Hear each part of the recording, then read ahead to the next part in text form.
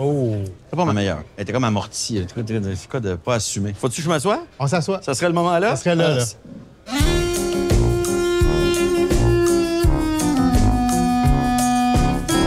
C'est un honneur de te recevoir. Ouais, t'es fin. Mais t'es un gars qui a une feuille de route incroyable. T'as le record d'animation de Gala Juste pour rire. Rassure-moi, tu le savais pas.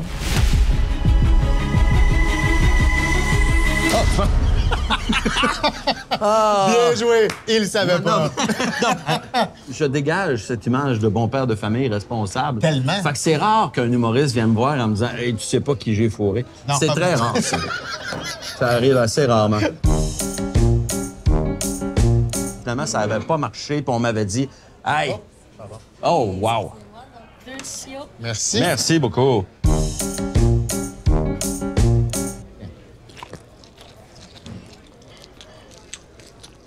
Oh oui, le bouillon est particulièrement bon. Tu redirais-tu à la caméra que c'est bon? Ça me ferait du cash quand même. Ça m'en fait-tu à moi? Toi, dis-le que c'est bon si tu veux faire du gars. Laurent, Oui. t'as fait de la radio. Quand même, on peut dire ça. C'était excellent. Oh, t'es fin. J'ai aimé ça, la radio. Ouais? Mais le Morning Man, là, je ne referai plus jamais ça. Ah non? Ben, à l'âge que j'ai, je pense que c'est ça qui me tuerait. Moi, j'ai fait presque 3 ans de radio. Et la dernière année de radio, il avait coupé toutes les bouts de le fun, fait que je faisais juste dire l'heure, la météo puis le nom des tunes. J'étais une horloge à 300 000. T'as été dans des grands classiques de la télé québécoise, puis juste nommé Histoire de filles. Histoire de fille! Est-ce que tu t'ennuies de cette époque-là? Oui. De l'époque où Nathalie Mallette travaillait? Histoire de filles. C'est un gros show, là. Oui. Ça a marqué. Dans les écoles secondaires, mettons, ils faisaient des sondages sur les émissions préférées. Puis pour les petites filles de 12-13 ans, Histoire de filles était dans le top 5. Vous êtes-vous déjà dit, tant qu'à tourner ensemble, on va coucher ensemble? Souvent. Puis, Guy Jodoin, un peu surestimé. Mais t'as joué dans Chicago. Oui. Vous avez été 2 mois sur la scène du Casino de Paris. Aurais-tu aimé ça que les Français te gardent? Chris, non. Hop! J'ai pas eu une belle expérience, moi, le temps que j'étais là-bas, à Paris. c'est vrai? Paris était dégueulasse. Il y a un manque de savoir-vivre et une misogynie. En tout cas, à cette époque-là, en France, là, c'était dégueulasse. C'était sale, c'était gris, c'était terne, ça sentait la pisse, il y avait de la marde de chien partout. Mec, j'ai rarement vu une aussi grande défonce, une destination voyage. Ah, il faut les ramener les pieds sur terre un peu, ces hosties de fraîchiers-là. Du beurre, du quoi, du comment, du beurre. Va chier, du beurre. Ouf. T'as pas d'allure. C'est vraiment bon. Peux-tu le dire à la caméra? C'est vraiment bon. Yes, sir! Cha-ching! Possiblement ma plus belle expérience professionnelle à vie, c'est d'avoir joué la Duchesse de Langeais dans Demain matin, Montréal matin. Surtout que vous l'avez pas joué à l'esti de Paris sale de tabarnak. Il sent la vieille pisse.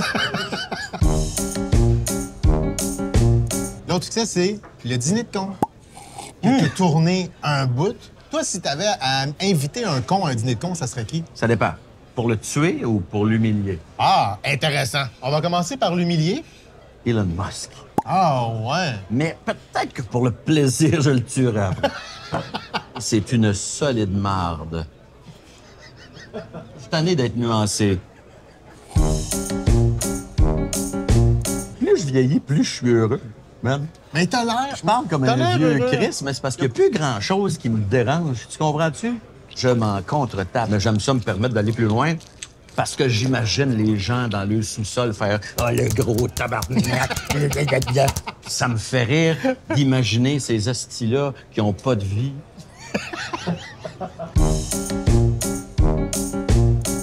Ouf! Hey, c'est bon, ce bouillon-là. Oui, ça relaxe, hein? Hein, on dirait que j'en prendrais un grand verre. Est-ce que t'aimerais ça animer un talk show? C'est peut-être un des formats que je trouve qui m'intéresserait le plus. OK. Mais un vrai talk show. Pas un talk show avec des questions toutes scriptées. Je dis pas que je serai un grand intervieweur, mais je pense que j'ai cette capacité d'écoute et d'empathie. De ce que j'en comprends, c'est que ton talk show ne s'appellera pas En mode parking. T'es comment, toi, comme père? Parce que moi, je t'imagine comme un gars classique, droit, sévère, puis quand ça se complique, il crie son camp en tournée. Ah! La tournée, ça se planifie 1 an d'avance. Fait qu'il faudrait que je prévoie que dans ça va un se an, compliquer. ça va se compliquer. Avertissement. Dans les prochaines secondes, vous entendrez du vrai contenu livré avec sincérité et émotion. Comme ce n'est pas dans nos habitudes, nous préférons vous en avertir. Moi, j'ai été élevé par des parents extrêmement sévères. On mangeait des volets. J'ai été élevé de même, avec une cuillère en bois, puis... ouais? Oui. Puis moi, là, 0.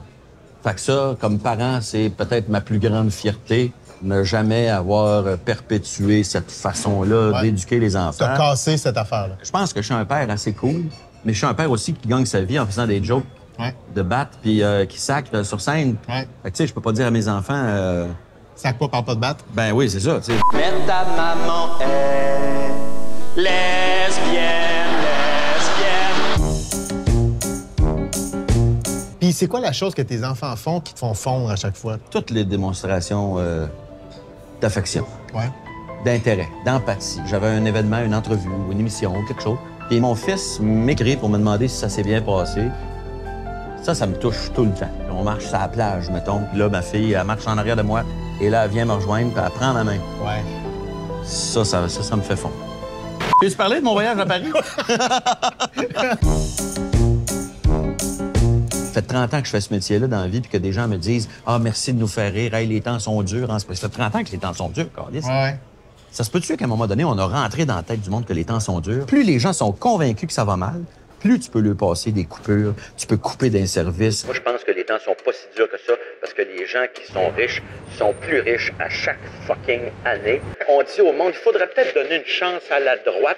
Mais comment on peut être plus à droite qu'en ayant une société où les milliardaires sont toujours plus riches, les pauvres toujours plus pauvres? Fait que, tu sais, je suis bien désespéré du monde dans lequel on vit.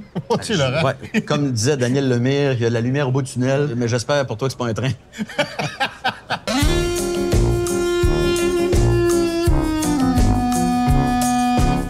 C'était Laurent Paquin, au retour, on prend des appels.